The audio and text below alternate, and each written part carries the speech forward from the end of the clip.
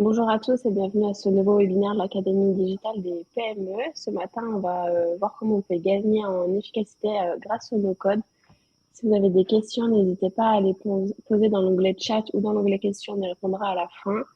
Le diapo vous sera également envoyé dans la journée.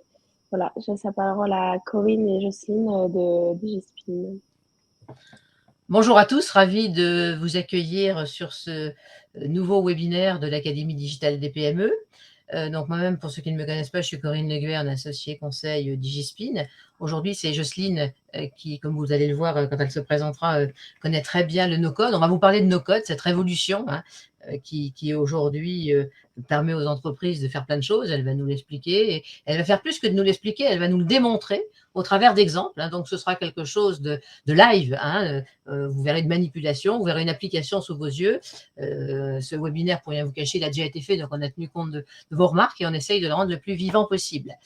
Donc, effectivement, comme l'a dit tout à l'heure Marine, les questions, nous y répondrons plutôt à la fin, hormis évidemment pendant cette période de démonstration où je reprendrai les questions pour les poser à Jocelyne, qu'elle puisse vous les illustrer pendant la démo. Alors, quelques mots très rapidement sur qui nous sommes. DigiSpin. DigiSpin, aujourd'hui, c'est un cabinet conseil qui accompagne les petites entreprises, les TPE et les PME, dans leur transformation digitale. Puisqu'aujourd'hui, c'est vrai que certaines ont commencé à numériser un certain nombre de choses, mais l'idée, c'est vraiment de tirer, comme le digital permet, c'est une vraie révolution de tous les usages, effectivement, de pouvoir proposer de nouvelles expériences aux collaborateurs, aux clients, et ainsi l'entreprise donc se retrouve, comment dirais-je, nourrie et va pouvoir croître de manière plus prospère. Voilà. Donc c'est vraiment l'intention de tous ces webinaires et de tout ce que l'on peut apporter. Pour DigiSpin, globalement, le digital, c'est 4 axes pour l'entreprise. Le premier axe, on ne choisit pas, c'est l'entreprise est contrainte en quelque sorte de s'adapter aux contraintes de numérisation de son écosystème. C'est-à-dire que, je vais prendre un exemple que tout le monde connaît, c'est le télétravail.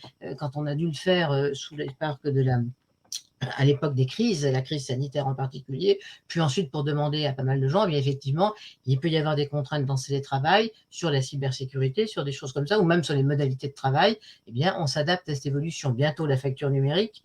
Je vous rappelle que dès 2024, nous devons pouvoir accepter ces factures. Donc là, c'est une contrainte de l'extérieur. Les deux autres sujets que sont l'efficience augmentée et la croissance accélérée, c'est ce que je disais tout à l'heure, c'est-à-dire que le digital va être un puissant relais pour que vous puissiez gagner en productivité, vous puissiez gagner en compétitivité, l'efficience avec des outils ou des process modernes. Et on en parlait aujourd'hui, on est au cœur de ce sujet-là.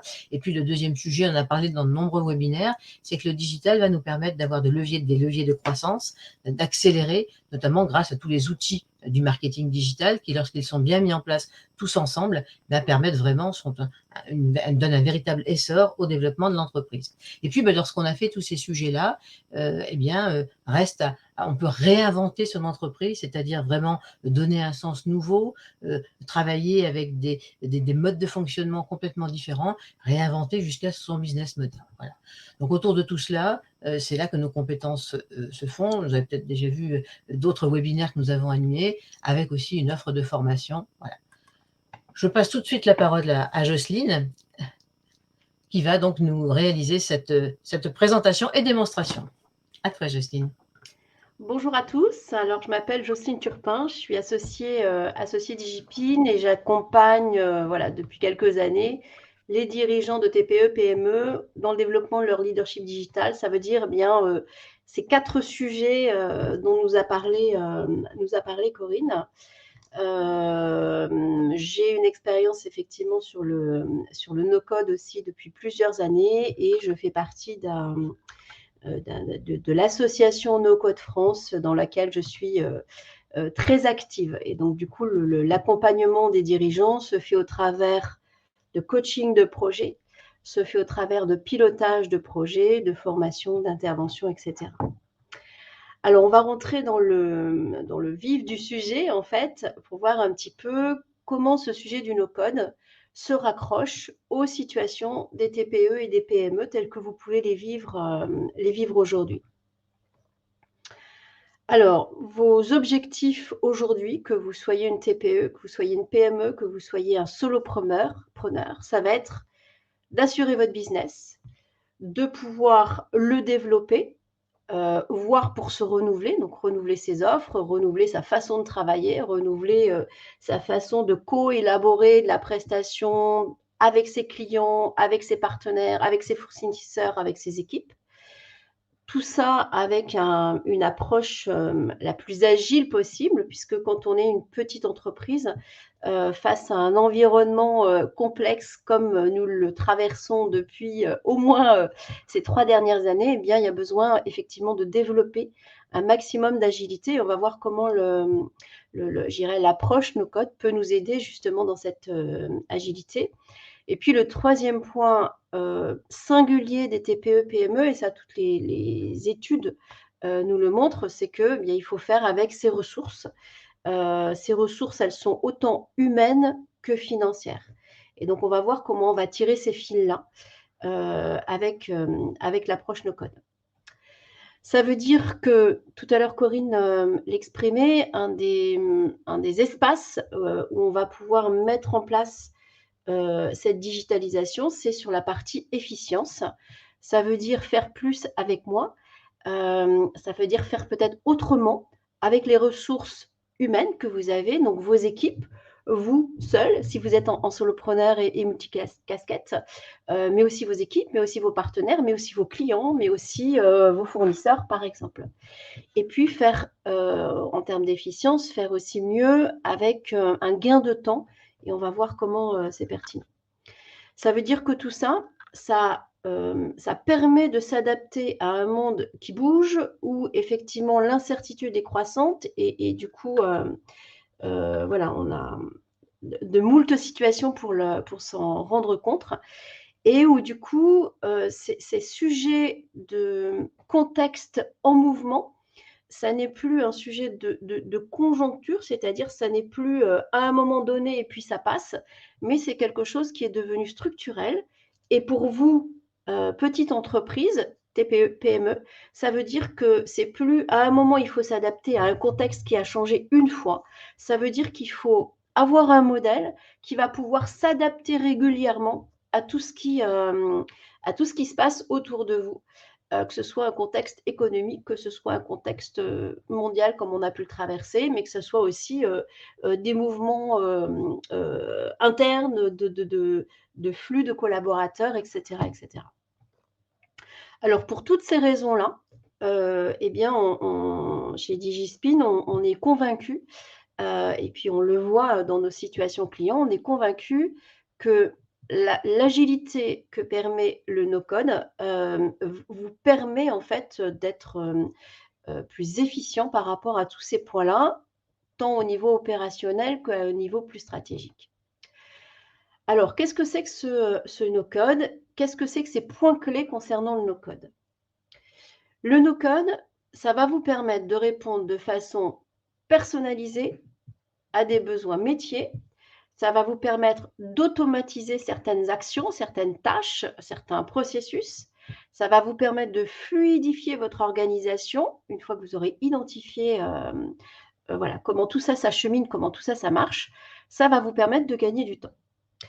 Et donc, du coup, le temps, on sait que c'est de l'argent dans nos entreprises. Et du coup, ça se traduit de façon plus concrète par la possibilité que vous avez de créer, je l'ai appelé des objets numériques, on va voir un petit peu comment ça peut se traduire, sans avoir besoin de savoir coder. Et c'est là toute la révolution du no-code, c'est-à-dire on est capable de créer des interfaces qui vont être facilitantes pour l'entreprise, pour les équipes, pour vous dirigeants, et puis dans voilà, d'autres collaborations que vous pourriez avoir, sans forcément avoir besoin, en tout cas sur des premiers niveaux, d'avoir à faire appel à des codeurs. Et pour le coup, ça va être à la fois plus rapide et puis ça vous permet de vous en saisir vous-même.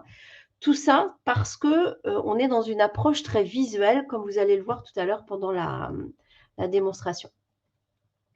Ça veut dire qu'au travers de ces approches no-code, on redonne vraiment du pouvoir d'action, du pouvoir d'agir à la TPE, à la PME, à vous dirigeants, mais aussi à vos équipes. Et là, on a mis un petit dicton qui dit, voilà, quand un homme a faim, il vaut mieux lui apprendre à pêcher que de lui donner un poisson. Eh bien, en gros, c'est ça. Quand vous avez des besoins de collaboration, d'interface pour fluidifier les choses dans vos entreprises, soit vous faites appel à des développeurs, à des entreprises qui vont vous amener un tout en un et du coup, ils viennent vous amener un poisson et parfois, c'est pertinent et parfois, c'est adapté à votre besoin. Mais il y a d'autres moments où vous pouvez être en zone d'exploration, voire même à construire des systèmes plus complets et où ça peut être pertinent pour vous de développer de la compétence en interne pour pouvoir le faire par vous-même, en tout cas sur des premiers niveaux. Donc, c'est ça qui nous incite à parler de ce pouvoir d'agir qu'on peut redonner au niveau des entreprises. Je vais l'illustrer de façon concrète tout à l'heure. Juste pour vous montrer un petit peu comment ce sujet du no-code est en train d'émerger. Et encore, je n'ai pas actualisé ma slide, mais vous voyez, voilà, il y a une poignée d'années, c'était un terme qu'on n'entendait pas. Il a vraiment émergé au moment du Covid. En France, il y a une communauté forte de personnes qui se saisissent du no-code et qui en font vraiment un apport judicieux pour les TPE, PME. Et je pense que 2023, ça va continuer à fortement émerger. Quand on commence à fonctionner avec cette approche no-code, on a, je dirais, 3 approches principales. On va avoir ce qu'on appelle l'approche modulaire. Ça veut dire qu'on va prendre des outils. Voilà, je vous en ai nommé quelques-uns, mais il y en a vraiment pléthore. Donc, c'est impossible de faire la cartographie aujourd'hui de tous les outils qui existent. Je vous en ai mis quelques-uns d'essentiels, je vais y revenir. Et puis, c'est comme si, avec chacun des outils, on était sur une brique de Lego, on va dire. C'est l'image qu'on prend très souvent. Et ces Lego, vous allez pouvoir les emboîter. Donc, soit avec le même outil, si je prends le premier qui s'appelle Airtable, pour lequel je vais vous faire une démonstration juste après, eh bien, on va pouvoir construire des outils comme ça qui vont pouvoir s'emboîter les uns les autres. Donc, c'est plusieurs briques de Airtable, mais ça peut être aussi des briques qu'on va combiner avec plusieurs outils pour pouvoir commencer à construire des systèmes.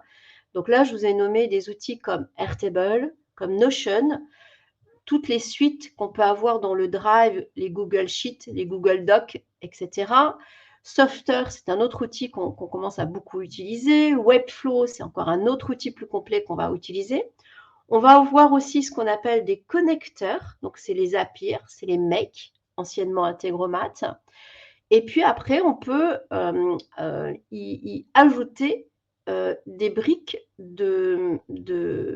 d'éléments qui sont tout prêts. Par exemple, la brique de paiement de Stripe, elle peut tout à fait s'interfacer avec un Airtable, avec un Notion ou avec d'autres outils comme ceux que j'ai nommés. Idem pour des Mailchimp, donc ces outils d'envoi d'emailing. J'ai pris celui-ci comme je pourrais en prendre. Vraiment, il y en a beaucoup. Voire même Glide, ça va être un outil qui va nous permettre de faire des applications. Donc, à un moment, vous pourriez avoir envie de proposer à vos prospects ou à vos clients un outil métier qui se traduirait par une application. Eh bien, on peut facilement la construire aujourd'hui en combinant, par exemple, un Google Sheet, donc cet élément qui ressemble un peu à de l'Excel, et du Glide qui nous permet de faire des applications. Donc, je vais rentrer, ça va être un peu plus concret dans quelques minutes, mais voilà, sachez que dans cette approche modulaire, c'est des briques comme ça que vous allez pouvoir utiliser soit seules, soit combinées les unes avec les autres. Après, on a une approche qui est un petit peu plus complexe, qui est ce qu'on appelle la méthode intégrée, où on va avoir des outils qui vont être plus complexes, qui vont embarquer plein de fonctionnalités différentes dans lesquelles vous allez pouvoir construire un interfaçage, un système qui va être beaucoup plus complet. Et puis après, on a des solutions qui sont dans le cloud, en no-code, qui vont être proposées par des agences et qui vont avoir là tout un tas de fonctionnalités, de propositions qui sont faites, que vous allez pouvoir un peu personnaliser, mais qui vont s'appuyer sur les mêmes postulats au départ. Donc voilà, 3 façons d'utiliser le no-code. On va avoir des portes d'entrée qui peuvent être très, très simples et puis progressivement, on va pouvoir avancer dans la complexité de l'usage parce qu'on va être plus confortable ou parce qu'on va se faire accompagner par d'autres acteurs, voilà, des métiers complémentaires aux vôtres. Donc ça, c'est vraiment pour l'approche un peu globale de comment on va travailler avec le no-code, quelles sont les méthodes, les outils qu'on va pouvoir utiliser. Les 3 outils phares dont vous avez peut-être entendu parler, ça va être Airtable. Je vais vous le montrer en démo, donc je ne vais pas forcément rentrer énormément dessus là maintenant, mais c'est un outil qui vous permet de faire du tableur, un peu comme un Excel, mais aussi du tableur dynamique. C'est au départ un outil qui sert de base de données et on va voir comment c'est important aujourd'hui pour les TPE, pour les PME, de progresser dans la façon dont leurs données sont utilisées. Parce que voilà, on sait que c'est un des éléments clés de la transition digitale, c'est d'être en capacité d'être ce qu'on appelle data-driven, donc de piloter sa donnée pour pouvoir être dans des prises de décision qui vont être éclairées de chiffres qui vont être ou financiers, mais pas que, parce qu'on a besoin aussi de données qualitatives, de la remontée client, etc. Et donc, du coup, c'est comment on va piloter tout ça. Ce type d'outil nous permet de le faire. Donc, voilà, on a tout un tas de fonctionnalités possibles. Je vais vous montrer concrètement ce que c'est. Donc, premier outil facile à prendre en main, Airtable est un des outils phares du no-code en ce moment. Deuxième outil dont on entend beaucoup parler depuis 2022, on commence même à voir des pubs dans le métro, c'est Notion. Pareil, un outil qui permet une collaboration hyper fluide, qui vous permet, il y a tout un tas de fonctionnalités dedans qui vous permettent de piloter des actions, piloter des projets, piloter des stratégies au niveau de votre entreprise. Troisième outil phare, ça va être, je vous ai parlé de ces outils qui servent de connecteurs. Donc là, je vous ai pris ce schéma-là qui montre bien comment donc Make, qui s'appelait précédemment Integromat, va nous permettre de créer des scénarios entre des outils. Donc là, je vous ai pris une situation où, à partir de Airtable, on pourrait déclencher si avec Airtable, on construisait par exemple un calendrier éditorial, eh bien, on pourrait déclencher de la publication directe sur Twitter, Facebook, LinkedIn, et puis on va suivre tout ce qui se passe dans Airtable. Donc, voilà, c'est un des schémas. Il existe des schémas qui sont tout prêts, mais on peut construire pareillement. Il y a des centaines d'outils qui sont intégrés à Make et qui nous permettent de faire ces connexions. On peut intégrer tout un tas d'actions à partir de déclencheurs pour pouvoir automatiser des processus. Autrement dit, si on compare en fait la vision, on l'a appelée traditionnelle du pilotage d'une organisation versus la vision no-code d'une organisation, eh bien, je dirais là où on avait une approche par silo et par métier, puis une succession de tâches, puis beaucoup de tâches qui vont être réalisées, mais qui vont se faire sur des outils qui ne sont pas connectés, qui ne sont pas visibles de tous et qui se font souvent manuellement. Aujourd'hui, on inverse un peu la tendance. On va démarrer du besoin final.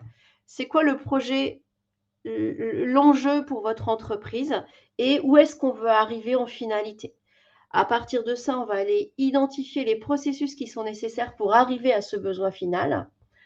On va aller voir comment on peut, activer la puissance du mode collaboratif et donc avec tout un pilotage très fin de l'accessibilité donnée à certains et pas à d'autres. Vous, en tant que dirigeant, vous allez avoir l'accessibilité maximum et puis par équipe, vous allez déterminer que telle équipe va avoir accès à tel projet et puis tel autre à un autre projet.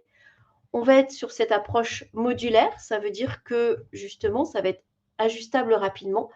On va pouvoir faire grossir progressivement le projet et ce qu'on aura mis en place. Donc, on voit là où on a un mode de fonctionnement qui n'était pas forcément très collaboratif et du coup, vous perdiez cette puissance de la remontée d'informations partagées, de la lecture partagée d'un suivi client, par exemple, et bien là, on va avoir quelque chose de visuel où tout le monde va pouvoir suivre, en tout cas ceux auxquels vous aurez destiné voilà, ou un plan d'action à suivre ou l'accessibilité à votre outil. Et du coup, une circulation de l'information globale dans votre entreprise qui va être beaucoup plus fluide et qui permettra de mieux comprendre peut-être les enjeux par rapport à un projet en cours.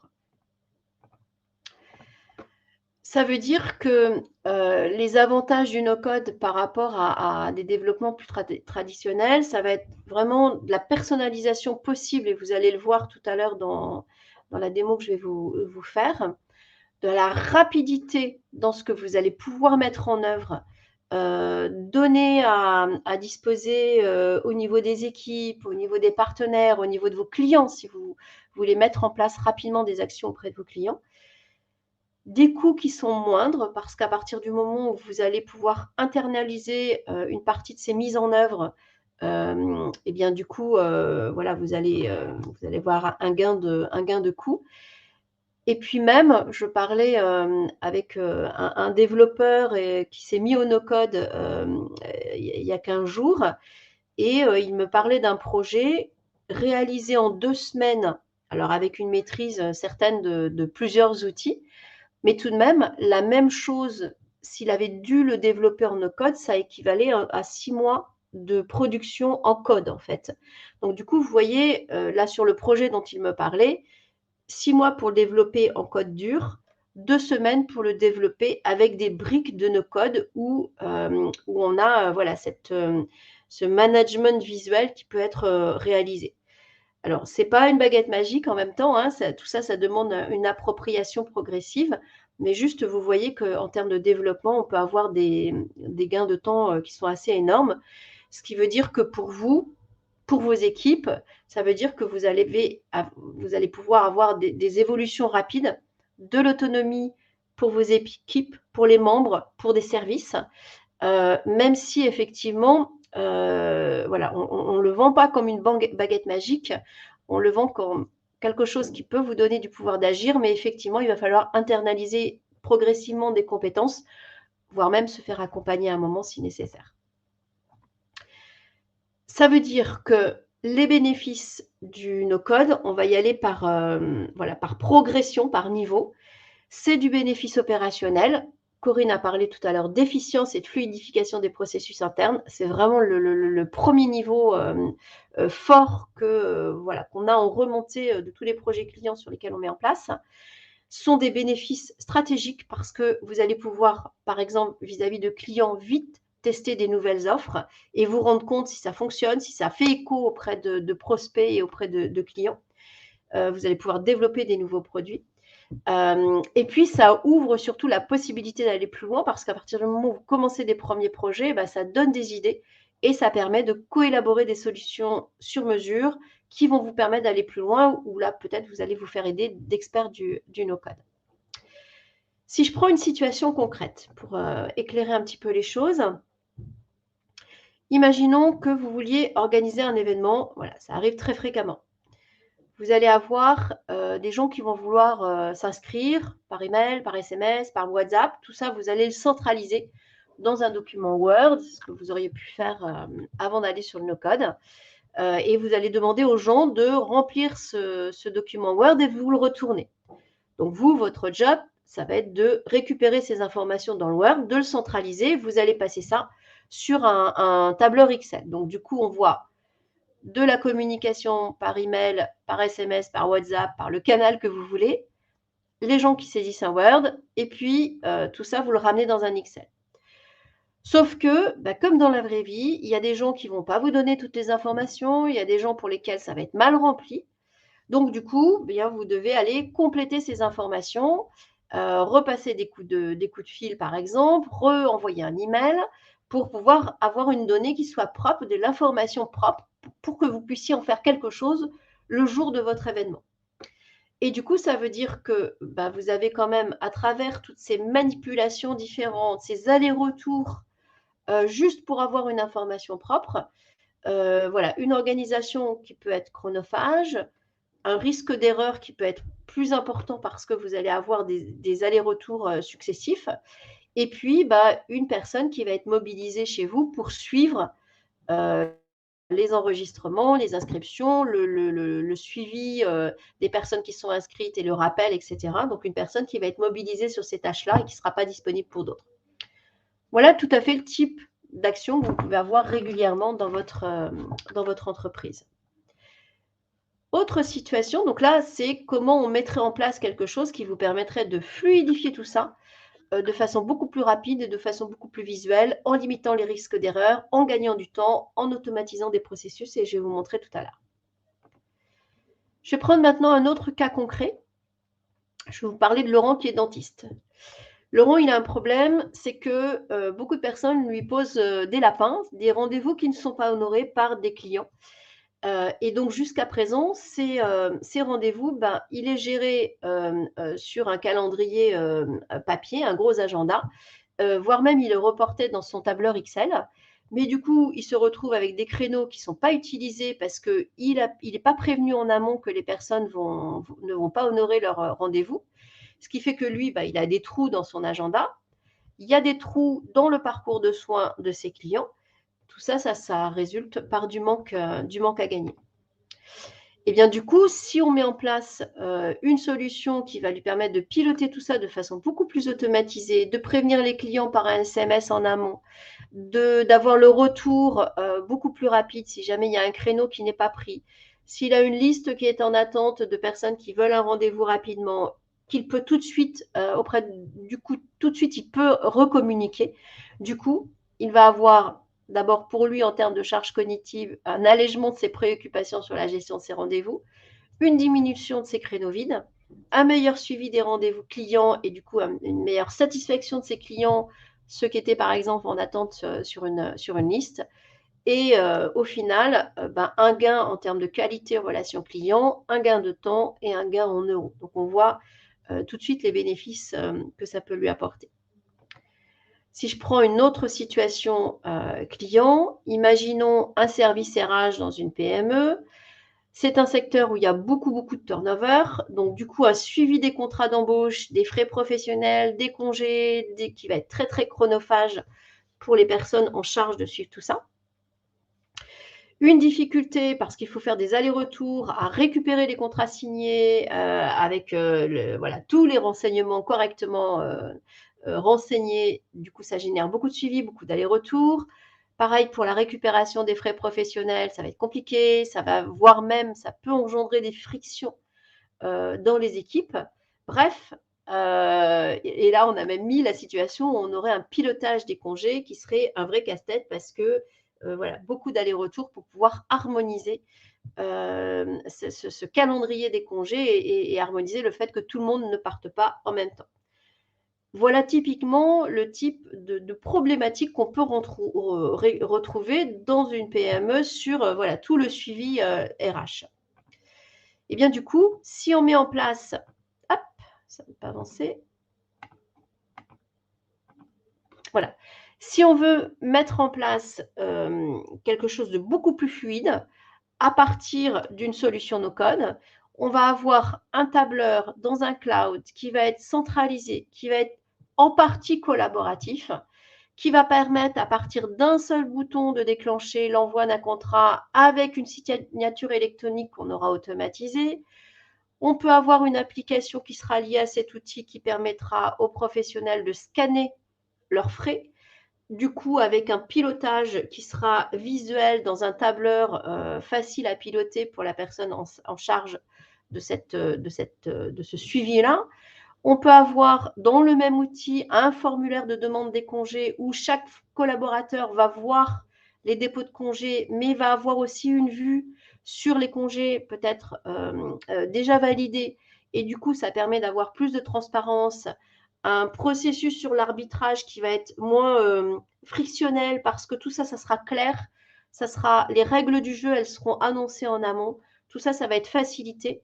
Ça va donner à la fois du gain de temps parce que l'information, elle va être beaucoup plus propre, qualitative, beaucoup plus collaborative et beaucoup plus transparente. C'est du gain de temps pour la personne en charge au niveau des RH, du gain d'efficacité et puis du gain aussi, je dirais, de relations internes parce que tout ça, bien, ça va être beaucoup plus transparent. Donc voilà un petit peu, vous voyez, on n'est pas que sur les approches outils, on est vraiment sur une approche plus globale. Là, on est sur un processus global au niveau RH. Donc bref, voilà, je vous ai mis voilà, 3 exemples du plus petit à un plus large.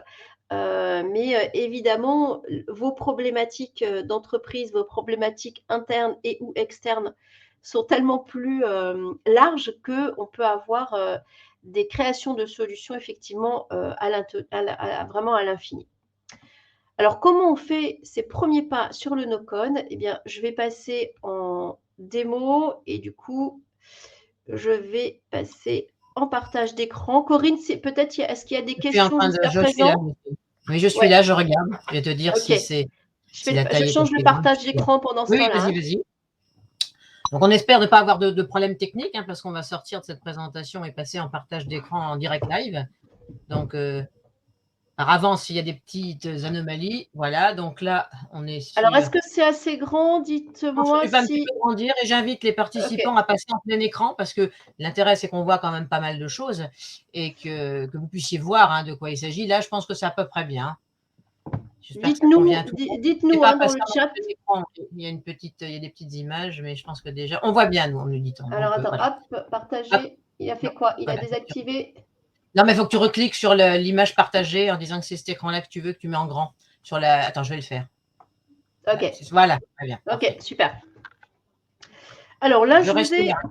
Oui, tout à fait. Et tu veilles, si jamais il y a des questions dans le chat, vous n'hésitez pas Oui, alors pendant il y avait quelqu'un tout à la l'heure démo. qui nous parlait, un monsieur qui nous posait une question sur le nom de l'appli qui scanne les notes de frais et qui extrait les informations dans un tableur. C'est très très précis, donc c'est des cas, il peut y en avoir encore plusieurs. Oui, On y il y en a, reviendra peut-être plus il y en a tard. vraiment, il y en a vraiment plusieurs. Tout à l'heure, j'ai évoqué l'outil d'application Glide, Glide, mais il y en a vraiment plusieurs. Et je dirais, l'outil en lui-même, et c'est toujours facile de trouver un outil en lui-même. L'important, c'est peut-être de comprendre le processus, en fait. Alors, pour comprendre ce processus, je vous ai dit que Airtable était voilà, un des outils phares du moment. Du coup, je vous ai préparé une petite démonstration qui va progressivement embarquer voilà, de plus en plus d'informations pour que vous compreniez un petit peu comment tout ça, ça marche. Première vue que je vous propose ici, imaginons que avec DigiSpin, on est sur le sujet de la transition digitale. Eh bien, imaginons que vous vouliez un petit peu acculturer vos équipes à ce sujet-là et que, voilà, pour commencer très simple, vous décidiez de faire une petite bibliothèque qui permettrait de partager avec vos équipes quelques livres sur la transition digitale. Donc, un petit peu comme on pourrait le faire sur un tableur Excel. Vous voyez, là, je vous ai fait une première liste, en fait, avec le titre des livres. J'ai mis l'année de sortie du livre, le visuel du livre, son résumé, son prix, son lien d'achat, et j'ai même mis les auteurs. Sauf que déjà, par rapport à un tableur Excel, on a des choses différentes. Ici, vous voyez, on va avoir, quand on va choisir la fonctionnalité de la colonne, on a tout un tas de possibilités qui déjà vont nous permettre de catégoriser la typologie d'informations qu'on veut utiliser. Donc là, pour le titre, j'ai choisi du texte, mais vous voyez, on a d'autres fonctionnalités qui sont proposées. Je vais vous montrer un petit peu plus loin. Ici, j'ai choisi, vous voyez, vous avez quelque chose de visuel, des choses qu'on ne peut pas avoir sur un Excel ou sur un Google Sheet, par exemple.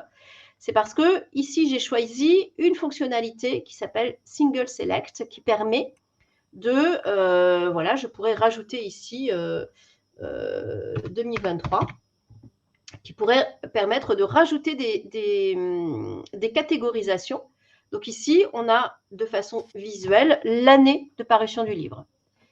Ici, on peut embarquer des images, on peut embarquer des documents. Donc là, j'ai choisi de mettre des images. Je suis allée récupérer les images de couverture de ces livres et je les ai embarquées ici. J'ai récupéré les résumés de ces livres. Le prix, donc vous voyez qu'ici, on a une fonctionnalité qui est en euros, ce qui fait que si on a besoin de créer un outil où on a à gérer des produits financiers, eh bien, on peut très facilement le réaliser. Ici, je vous ai mis la fonctionnalité URL. Donc, je suis allée chercher les liens d'achat de ces livres. Et donc, du coup, on est sur une fonctionnalité différente. Tu me permets, Jocelyne, juste, je vais répondre à une question, si tu me permets. Oui, Corinne. Une question posée par Hervé. Peut-on mettre des liens de vidéo? Jocelyne vient d'y répondre. Bien sûr, là, on a mis un lien qui était un lien de fichier, une adresse URL, quelle qu'elle soit. Bien évidemment, mettre un lien YouTube directement. Là, c'est typiquement le cas. Donc, on répond en direct live à la question. Voilà. Complètement. Hein. Dans URL, c'est toute URL qu'on peut trouver sur le web et quelle que soit la typologie d'informations qu'on récupère dans ces URL. Et puis ici, vous avez une fonctionnalité un petit peu particulière. Vous voyez, c'est écrit « Link to another record ». Ça veut dire que c'est lié à ce qu'on appelle une autre table. Je vais vous le montrer un petit peu plus loin. Là, on va commencer à avoir de l'information qui se complexifie un petit peu. Je vais y revenir après. Ce qui commence à devenir intéressant, c'est que donc ici, vous avez, vous avez les informations qu'on peut trouver dans une base de données classique type Excel. Sachant que cet outil peut embarquer un volume assez phénoménal de données, parce qu'effectivement, quand on est dans le pilotage plus stratégique d'une entreprise, on peut avoir des volumes très conséquents d'informations. Ici, ce qui va commencer à devenir intéressant, c'est que vous voyez là, la donnée que vous avez, qui est là écrite de façon linéaire comme dans un tableur, peut être reconfigurée dans d'autres formats. Et ici, j'ai choisi de vous le mettre en galerie. Donc là, vous voyez, j'avais pris ici les couvertures de ces livres. Et bien ici, ça nous permet déjà de créer des galeries qui vont avoir quelque chose de beaucoup plus visuel et qui vont être beaucoup plus sympas. Ça veut dire que si, par exemple, déjà ici, je voulais partager uniquement cette vue à mes équipes, eh bien, du coup, je vais vous le mettre, je vais vous le mettre dans le chat, vous allez voir. Alors, je ne l'ai peut-être pas passé en public. Non, il ne veut pas. Bon, du coup, ça ne le fait pas. Mais du coup, voilà, on peut partager uniquement ce lien. Et donc, du coup, les personnes ne verront que cette vue-là et que sous ce format-là. Donc, déjà, on a vu, on rentre de l'information, quel que soit le type d'information. 2, on peut le reconfigurer autrement. Et puis, imaginons maintenant que vous disiez, mais en fait, moi, j'ai envie que cette bibliothèque, eh bien, elle soit collaborative et puis que mes équipes aient la possibilité de me proposer des livres. Et bien, du coup, on a un autre ingrédient qui s'appelle un formulaire. Donc, c'est toujours la même information. Vous voyez, j'ai titre, année, résumé, couverture, prix, lien d'achat. Et bien ici, je retrouve titre. Alors, auteur, je l'avais mis plus loin. Année, couverture, résumé, prix et lien d'achat. Je peux tout à fait, là aussi, partager ce formulaire entrant aux membres de mon équipe en leur disant, eh bien, faites-moi des propositions de livres que vous aimeriez qu'on embarque dans notre bibliothèque partagée sur le sujet de la transition digitale. Donc déjà, premier niveau, vous voyez, on a de l'information, de la donnée qu'on va pouvoir rendre beaucoup plus attrayante pour soi, pour pouvoir piloter visuellement les choses, c'est beaucoup plus facile. Et beaucoup plus collaborative pour pouvoir travailler avec les membres de façon beaucoup plus fluide, en fait. J'ai une question, Jocelyne, que je souhaiterais te soumettre. Une question posée par Basile. Alors, je ne sais pas si on n'y répondra pas de manière complète aujourd'hui, je pense. Quels sont les avantages d'Airtable par rapport à d'autres outils du même genre, exemple Notion? Exemple Notion ou exemple les dizaines de solutions qui existent aussi. C'est ce que, ouais, c'est ce que je vais, Basile, c'est ce que je vais vous montrer, voilà, dans la démo de ce processus. Et puis, quand je vais revenir sur les slides de présentation, je dirais, voilà, un outil n'est toujours qu'un outil. Voilà. Et c'est vrai dans tout le sujet de la transition digitale. Ce qui est important, c'est qu'est-ce que vous avez besoin de faire, c'est quoi les enjeux, c'est quoi votre projet en fait. Et c'est ce qu'on va voir. Donc là, pour l'instant, je rentre par la porte d'entrée des outils parce que voilà, on est sur l'outillage no-code et qu'il faut bien aller voir un peu ce que ça donne pour pouvoir voir ce qu'on peut en faire.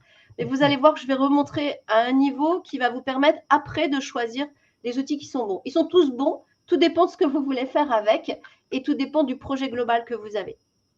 Et pour compléter ta question, parce que je vois qu'il y a Thierry qui en pose une autre question en disant, faut-il avoir Excel pour faire fonctionner Airtable? Essayez de ne pas forcément vous polariser sur l'outil en question, mais plutôt sur le potentiel, comme l'explique Jocelyne. C'est-à-dire que là, c'est une application. Quelqu'un tout à l'heure me dit comment s'appelle cette application. Mais je lui ai dit, c'est nous qui en préparant ce webinaire, a construit. D'ailleurs, ça s'appelle ADPME Lab. Donc, c'était construit pour la démonstration. Personnalisée. Voilà, donc c'est un test, hein, c'est une démonstration. Donc, l'idée, c'est qu'aujourd'hui, le no-code, je répète exactement ce qu'a dit Jocelyne, c'est-à-dire que c'est effectivement, vous avez un besoin, comment le résoudre sans acheter un logiciel du marché, sans faire du spécifique, sans faire ça, mais de manière extrêmement simple, immédiatement. Donc, la solution, j'allais dire, c'est pas là qu'est le problème. C'est pas là beaucoup de gens posent des questions sur est-ce qu'on a besoin d'Excel pour faire fonctionner Airtable? Non, on n'a pas besoin de l'un ou de l'autre. On peut importer un fichier de l'un dans l'autre, mais essayez de pas forcément vous polariser sur l'outil, plutôt de voir à quoi ça va pouvoir me servir. C'est un petit peu comme ça qu'on doit. Mais c'est des questions qu'on a toujours quand on aborde ces sujets-là. Donc elles sont légitimes, vos questions. Hein, on les rejette pas du tout.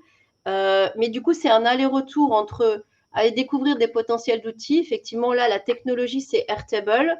L'outil, je le construis, je vais le construire encore avec vous.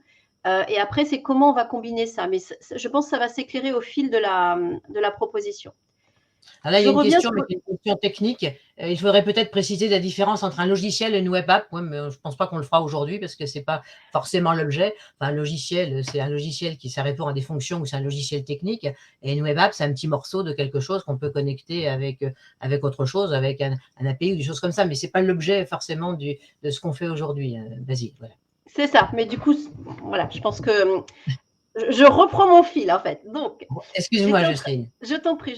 Donc, du coup, là, on a vu comment on pouvait reconfigurer de l'information sous plusieurs formats. Ici, je vous ai dit, il y a une colonne pour laquelle je reviendrai plus tard. Donc, ça va être le moment que j'y revienne. J'ai mis ici les auteurs. Et vous voyez que c'est grisé, c'est en bleu. Et je vous ai montré que c'était lié à une autre, link to another record. C'est parce que ici, j'ai construit, donc chaque espace s'appelle une table, comme on peut avoir des onglets sous Excel. Et bien ici, c'est lié à cette table-là. Ça veut dire qu'ici, à chaque nouvel auteur, je vais rentrer le nom de l'auteur, sa bio, et puis ici, je vais avoir le lien, ce qui fait que je pourrais facilement, quand j'entre un nouveau livre, récupérer ici soit le nom d'un auteur que j'ai déjà renseigné, soit ajouter un nouvel auteur et continuer à renseigner les informations. Donc là, c'est pour vous montrer comment tout ça, ça permet de lier des pages. Et je vais continuer à aller plus loin pour remonter un petit peu sur les projets et les enjeux que vous pourriez avoir. On a dit que ce projet-là, l'utilisation de cet outil-là, s'inscrivait dans votre souhait d'aider vos équipes à monter un petit peu en compétences à travers le partage d'une bibliothèque collaborative. Et donc, du coup, ce qui va être intéressant aussi, c'est de retrouver, et là, je vais avoir un autre espace, de retrouver votre équipe. Donc là, j'ai imaginé que vous ayez 5 collaborateurs avec vous. Et puis de se dire, eh bien, voilà, Laurent, il a lu, il va me manquer quelque chose que je vais aller chercher ici. Donc, vous voyez, là, je vais aller chercher les livres qui sont dans la première table. Voilà, et je vais dire, Laurent, il a lu le premier livre, par exemple, Et puis, il va me dire que le premier point, point 1 intéressant, eh bien, ça va être, voilà, je ne sais pas quoi, il va mettre quelque chose. Point 2, etc. Et puis, ce qui va devenir intéressant, c'est que vous allez donner encore un peu plus de puissance à votre projet. Vous allez vous dire, bah, tiens, je vais tirer le fil de ça avec mon équipe et puis je vais leur demander quelle idée ça a pu lui donner par rapport à mon entreprise en termes d'innovation, le fait de lire ce livre. Et là, on va se dire, bah, Laurent, il va avoir eu une première idée, l'idée 1 qui va être je ne sais quoi, l'idée 2 qui va être je ne sais quoi. Et comme ça, on va capitaliser sur les idées que peuvent vous remonter les équipes. Donc, imaginons qu'on ait voilà, tous ces éléments-là qui soient remplis parce que voilà, Laurent, Félix, Alicia, Simon et Clara, bah, ils auront lu 1, 2, 3 livres et puis ils auront des idées. Puis vous allez vous dire, eh bien en fait, on ne va pas laisser ça sans suite. Au prochain comité de pilotage qui va être par exemple lundi prochain, eh bien je vais prendre le point de Laurent et on va le mettre au prochain comité de pilotage. Et puis, on va se dire, et je vais revenir après sur les comités de pilotage, on va se dire, eh bien, en fait, l'idée de Laurent, eh bien, on se dit que c'est une idée qui est intéressante pour nos projets en 2023 et on va la garder. Donc, vous voyez, là, on commence déjà à aller un petit peu plus loin sur comment on peut travailler avec une équipe sur cette typologie de projet. On va répondre à 2-3 questions, Jocelyne, si tu veux bien, parce qu'il y a des questions qui sont d'ordre un petit peu plus technique, mais et avec Basile qui dit des choses qui ne sont pas tout à fait vraies, enfin Marc, etc. On parle pas mal de confidentialité de données, de stockage des données. Donc, je te laisse répondre en fonction des solutions, effectivement. Tout à fait. Donc, suivant les outils que vous utilisez, effectivement, vous allez avoir des stockages de données qui vont se faire dans des endroits différents. Beaucoup d'outils no-code sont d'origine, viennent des USA, donc vont pouvoir avoir de l'hébergement de données qui vont être stockées aux USA. Cependant, notamment Airtable, on peut avoir des demandes pour que ce soit situé en Europe. Cependant, nous avons aussi des outils no-code français et européens qui sont en train d'émerger, pour lesquels la gestion de la donnée va pouvoir se faire aussi en Europe. Donc, ça fait partie des sujets qui sont gérés et qui sont intégrés aussi sur ces outils-là. Voire même des niveaux de sécurité. On a un partenaire, par exemple, avec lequel je discutais encore il n'y a pas très longtemps, qui proposait des applications même sur le secteur médical. Et là, Dieu sait si on doit avoir un degré de protection fort. Hein, voilà.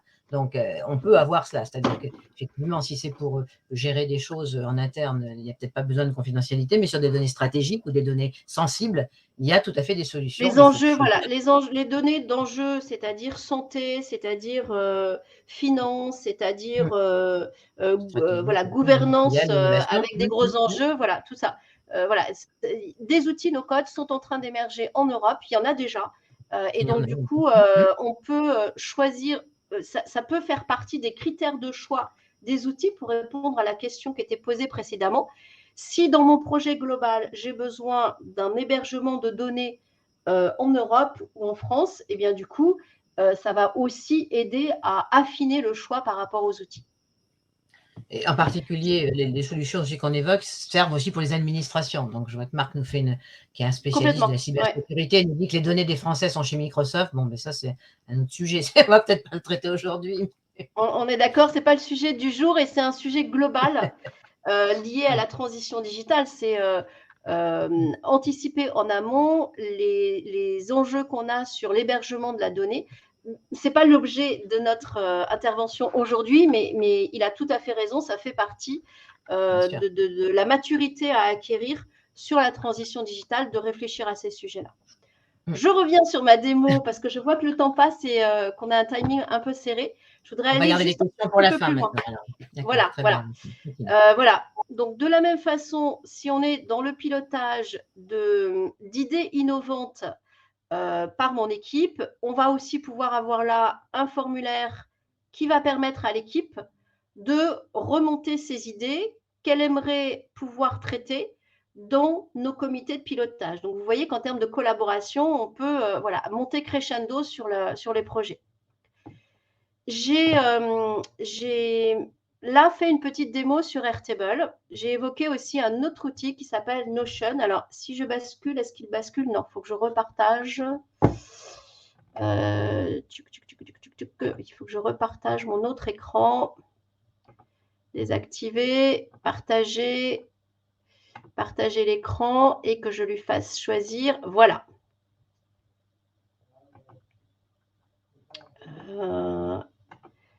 Attends, j'ai un petit souci de partage d'écran. Voilà, partager, excusez-moi, voilà. Donc là, c'est bon, on voit bien le Notion, Corinne? Excuse-moi, j'avais coupé mon micro, c'est en train de se charger. Ok, donc là, c'est bon? Oui, on voit, on verra s'il faut grossir un petit peu, peut-être, je ne sais pas. Pour l'instant, on ne voit pas grand-chose. Enfin, on voit le titre. Voilà, pour l'instant, donc je suis partie maintenant sur l'outil qu'on appelle Notion. Notion, c'est pareil, c'est impossible en quelques minutes de vous faire une démo hyper poussée. Mais en gros, c'est aussi un outil qui embarque beaucoup de fonctionnalités. Et les fonctionnalités de Notion, vous les trouvez en ayant ici. Voilà, donc on peut inclure du texte, on peut inclure d'autres pages. Et donc, chaque page va être une nouvelle page web que vous allez pouvoir inclure dedans. Vous voyez, là, je ne vais pas faire l'énumération, mais il y a beaucoup de fonctionnalités proposées et beaucoup de connexions aussi avec d'autres outils qui peuvent se connecter avec Notion. C'est aussi une des spécificités des outils no-code, c'est l'interconnexion entre les outils qui peut permettre de construire des choses assez puissantes. Là, je reviens un petit peu sur le projet un peu démo que j'ai fait avec votre idée d'une équipe pour laquelle vous aimeriez avoir un peu d'innovation et de la collaboration renforcée. Donc là, on pourrait avoir voilà, un petit peu les règles du jeu de comment on fonctionne sur cet espace-là. Le formulaire que j'avais embarqué tout à l'heure dans Airtable, eh bien, du coup, à partir du moment où on partagerait une page web avec son équipe, on pourrait tout à fait le réintégrer. Donc, je l'ai réintégré ici. Et donc, votre équipe veut soumettre, un membre de votre équipe veut soumettre une idée pour le prochain comité de pilotage. Eh bien, on peut avoir le formulaire ici. Donc, c'est exactement celui de Airtable que j'ai réintégré dedans très facilement. Et puis ici, on pourrait avoir, hop, je vais l'ouvrir dans un autre onglet, on pourrait avoir le suivi du comité de pilotage qui aurait lieu aujourd'hui avec les différents sujets abordés. Ici, on va dire l'idée de Laurent. Voilà, on va en débattre de façon collaborative. Et puis, on va se dire, eh bien, effectivement, l'idée de Laurent, elle est pertinente, on la garde parce qu'elle va dans le sens des enjeux stratégiques de l'année 2023 de mon entreprise. Et puis que ça va faire avancer le projet stratégique. Donc, on part sur un petit projet pour Laurent avec une action qui sera déterminée. La personne qui va avoir la tâche attribuée et puis, évidemment, comme dans tout bon pilotage de projet, une date pour aider à faire avancer le projet. Donc là, on voit comment, à partir du Airtable que je vous ai montré, on peut avoir des connexions entre outils pour donner quelque chose qui va aider à centraliser la collaboration, qui soit visuel, qui soit facile à manipuler et qui permette de réembarquer uniquement ce que vous avez envie de faire voir auprès de vos équipes, en fait. Et là, on ne va pas forcément le faire parce que je vois que le temps passe, mais on pourrait revenir sur la partie Airtable et remonter une table pour le pilotage des projets.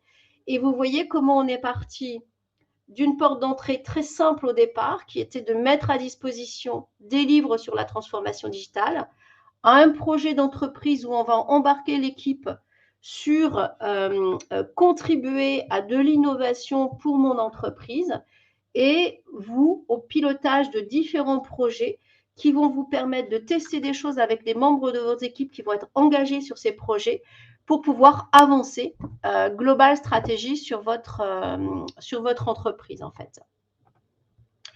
Voilà, je vois le temps qui passe, Corinne. Est-ce que ça va là pour la partie Je suggère qu'on passe maintenant à la démo? mise en œuvre, hein, parce qu'on a des questions qui sont d'un ordre technique. Le public ici étant des dirigeants de TPE, PME, je ne pense pas qu'on réponde à ces questions techniques. On verra à la fin. On va avancer un petit peu sur la mise en place, sur la mise en œuvre. Voilà. D'accord, ok.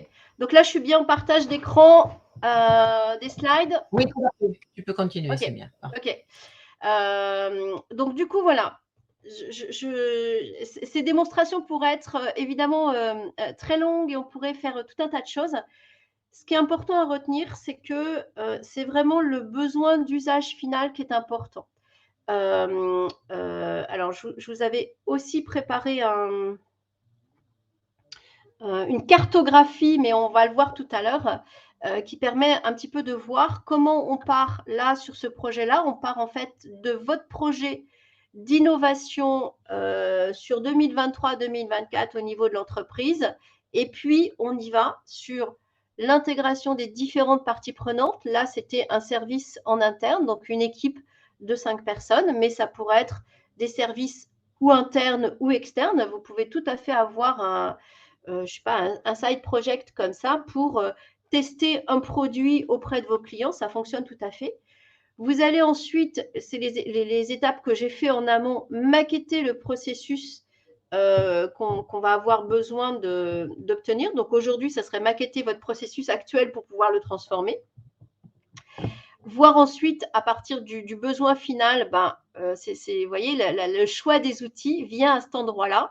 Et donc, du coup, on va avoir différents paramètres qui vont aider au choix de l'outil pertinent pour cette situation-là, pour construire votre solution, avec une version 1 fonctionnelle qui peut être rapidement mise en œuvre, que vous allez pouvoir tester avec vos équipes ou vos parties prenantes et que vous allez pouvoir ajuster et améliorer. Voilà, sur une version 2, vous vous dites pendant 3 mois, on teste la version 1, on voit comment ça fonctionne, on se récupère collaborativement les retours des uns des autres et on ajuste pour aller vers une version 2.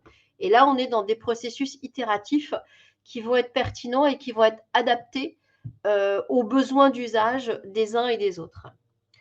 Donc, voilà, ça vous montre un petit peu, c'est rapide, mais ça vous montre un petit peu comment on peut jouer voilà, du niveau stratégique au niveau très pratico-pratique. Ça veut dire que sur chacun des processus de vos chaînes de valeur, eh bien, il y a des choses comme ça qui vont pouvoir être repensées, revues, améliorées, fluidifiées, rendues plus efficientes. Ça peut être sur votre processus commercial, ça peut être sur votre processus de production.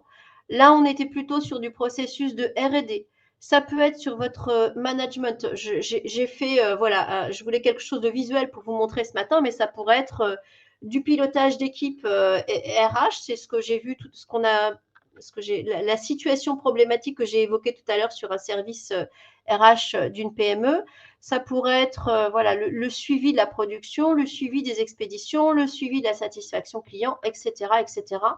Vraiment, les domaines sont infinis sur la façon dont on peut intervenir et fluidifier les endroits où ça grince, où ça a besoin d'être fluidifié. Ça veut dire que à chaque fois, on va passer par des étapes de modélisation des process. Voilà, je passe rapidement, mais qui vont vous permettre d'identifier ce que vous faites aujourd'hui et comment on va pouvoir, comment vous allez pouvoir voilà, raccourcir le temps, le fluidifier, vous assurer que toutes vos parties prenantes, tous vos collaborateurs aient bien accès et que ça soit plus fluide en fait en interne pour que ce soit plus efficient et qu'il y ait ce gain de temps et ce gain qualitatif pour les uns et pour les autres. Ça veut dire que quand vous allez vous poser la question de, voilà, qu'est-ce que je pourrais digitaliser en termes de process via notamment du no-code, très souvent, la porte d'entrée, ça va être les irritants. Ça va être ces trucs qui sont aujourd'hui chronophages, toutes ces situations, toutes ces tâches que vos collaborateurs ou que vous-même, vous jugez chronophages, répétitifs, pour lequel, je dirais, la pensée humaine, l'intelligence de vos collaborateurs, la vôtre, ça n'a pas de valeur ajoutée ça vous prend du temps pour rien. C'est vraiment souvent des bonnes portes d'entrée pour pouvoir commencer à aller sur ce type de démarche. Très clairement, les ressaisies d'infos ou les passerelles, comment on va pouvoir fiabiliser aussi de la donnée, là où vous rentrez, tout à l'heure je vous parlais d'une situation pour gérer par exemple un événement, c'est vraiment une micro-situation, et bien du coup, plus vous avez de tâches manuelles qui sont faites sur un fichier Excel, plus vous engendrez de risques, d'erreurs, et donc du coup de problématiques à gérer le jour de votre événement. Alors que, au contraire, plus vous demandez à des gens de remplir par un formulaire automatisé de l'information, plus vous diminuez le risque d'erreur et plus vous gagnez en temps et en efficacité. Ça vous permet d'avoir effectivement de la traçabilité, d'éviter des goulots d'étranglement, et effectivement, on peut l'avoir par des portes d'entrée qui vont crescendo. Au départ, on se fait la main sur des tâches assez simples, puis sur des processus, puis sur des domaines complets, par exemple la RH qu'on a évoqué tout à l'heure. Ça veut dire qu'en synthèse, cette approche no-code, c'est ce qu'on appelle en digitalisation une approche maker. Cette approche qui va vous permettre de redonner du pouvoir d'agir à vos collaborateurs, à vos équipes, à vous, à votre entreprise, par des projets qui vont être simples au départ et qui vont progressivement vous permettre de faire monter les compétences des uns des autres sur du pilotage de données, qui vont vous permettre d'acquérir de l'agilité et de l'esprit de co-élaboration, de co-construction. Et vous aurez aussi certainement besoin de documenter et de cartographier ces processus. Donc, vous allez aussi monter en compétences par rapport à ça. Voilà, le no-code, c'est aussi tout à fait parfait pour faire ce qu'on appelle du proof of concept, d'aller pouvoir tester des offres, tester des solutions, tester des projets. C'est vraiment de l'outillage abordable et qui vous permet d'aller assez loin. Donc voilà, on vous invite maintenant à expérimenter, à aller tester par vous-même, à découvrir vraiment le potentiel. Je vous en ai vraiment montré un tout petit bout parce que voilà, on fait avec le temps qu'on a. Mais le potentiel, il est assez infini. Donc, allez mettre les mains dedans, expérimentez par vous-même. Et puis, voilà, à un moment, peut-être, vous arriverez aux limites de ce que vous pouvez faire par vous-même, mais vous aurez besoin d'être accompagné. Alors, évidemment, on sera là. Mais vraiment, par vous-même, vous pouvez vous redégager la possibilité d'agir et de construire des solutions qui vont vous apporter de l'efficience, de l'efficacité et du gain de temps pour l'entreprise, et puis du gain de qualité de collaboration avec vos collaborateurs ou avec d'autres partenaires. Voilà, donc l'idée, effectivement, donc de C'était vous rapide, montrer… hein, mais… Non, mais je pense que l'exemple, les gens voulaient voir. Effectivement, la partie démonstration est importante pour comprendre un petit peu ce que c'est. Conseil pour un premier livre pour mieux comprendre, il y en a des dizaines, etc. On vous invite à aller voir peut-être sur notre MOOC, on en reparlera plus tard, mais il y a des livres sur l'idée, c'est plus de comprendre que, en fin de compte, quand vous avez aujourd'hui ce qu'on appelle un pain point, hein, c'est-à-dire une insatisfaction, quelque chose qui vous gêne, que vous souhaitez le faire évoluer, avant, c'était des feuilles Excel bricolées de droite et de gauche, pas sécurisées, pas partagées de manière collaborative, ou alors vous avez des applications, vous faites de la ressaisie, des choses comme ça. Il y a plein de choses qui peuvent vous faire gagner du temps. Mais partez du problème. La solution technique, je dirais, c'est pas forcément le cœur du problème. Si c'est des choses simples, vous pouvez vous les approprier, effectivement. Si c'est un peu plus compliqué, effectivement, il vaut mieux être accompagné ou se former, hein. Et dans ce sujet-là, on a effectivement capacité à vous former ou à vous accompagner, mais ce n'était pas forcément le lieu ici aujourd'hui pour en parler de manière longtemps. Donc, voilà, Jocelyne a donné son exemple en ligne. Je pense que ça permettra vous aurez, à voilà, chacun… vous aurez quelques livres dedans. C'est de la démo, en fait. Voilà, donc question, bon, effectivement, présentation, initiation, c'était à peine de l'initiation, mais c'était pour vous dire effectivement ce qu'il y a. Si certains sont intéressés par des initiations, qu'ils n'hésitent pas à nous en parler, parce qu'on réfléchit actuellement effectivement à évangéliser sur ces différents sujets. Donc, on pourra leur en dire un petit peu plus dans quelques jours. Bon, il y avait des questions d'ordre technique, mais l'idée ici, le webinaire n'est pas forcément adapté, et les gens, les publics ne sont pas toujours aptes à comprendre. On avait parlé tout à l'heure de ça, des noms de plateformes européennes. Jocelyne, est-ce que tu as dans les questions, on nous pose une question européenne. Il y en a on a un partenaire qui a une plateforme en France, qui est un éditeur français qui s'appelle Damas. C'est la solution Damas, c'est Inagua, mais il y en a peut-être d'autres, Jocelyne, que tu connais au niveau européen. Ouais, enfin,